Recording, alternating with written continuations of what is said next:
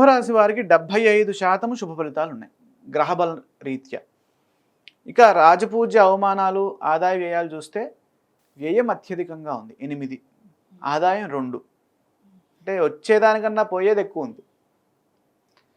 అలాగే రాజపూజ్యము 4, అవమానం 2, అంటే పేరు ప్రతిష్టలు బాగా ఉంటాయి సమాజంలో. ఇక్కడ కుంభరాశి వారికి ప్రధానంగా గ్రహబలాన్ని కనుక చూసినట్లయితే పంచమ స్థానంలో ఉన్నటువంటి దేవగురు బృహస్పతి విశేషమైనటువంటి ఆలోచనా శక్తిని, విద్యాయోగాన్ని, ఆర్థిక శక్తిని, పరిపుష్టిని ఇస్తున్నారు.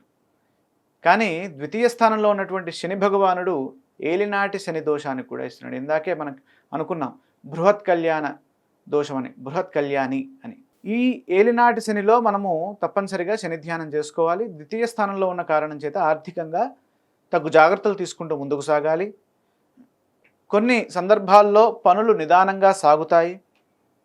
అయితే జూన్ 2 వరకు గురువు పంచమ స్థానంలో ఉండడం వల్ల దైవానుగ్రహం పుష్కలంగా ఉంది. మంచి తెలివితేటలు కలుగుతాయి. సమయానుకూలంగా వ్యవహరించి విజయాల్ని సాధిస్తారు.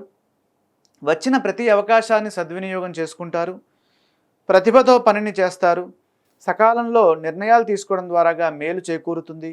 కష్టకాలంలో కూడా ఏదో ఒక రూపంలో సహాయం అందుతుంది. విద్యార్థులు విద్యలో రాణిస్తారు. జూన్ తర్వాత 6వ రాశిలోకి వస్తారు ఆయన. అప్పుడు విద్యార్థులు విద్యలో బాగా రాణించాలి. అప్పటి వరకు రాణిస్తారు, ఇంకా రాణించాలి.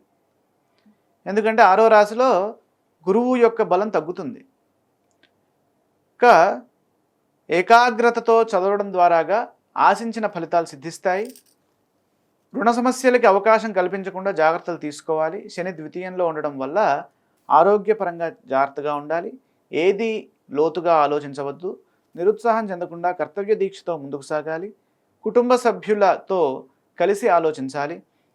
రాహు జన్మరాశిలో ఉన్నప్పుడు సంవత్సర ప్రారంభంలో ఆయన అక్కడే ఉన్నారు కాబట్టి అనారోగ్య సమస్యలు ఎదురుకాకుండా చూసుకోవాలి. అలాగే ఊహల్లో విహరించద్దు.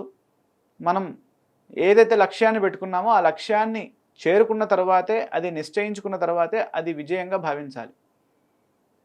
లేదు లక్ష్యాన్ని నిర్ణయించేశాము, విజయం వచ్చేసింది అనే భావనలో ఊహలో ఉండద్దు.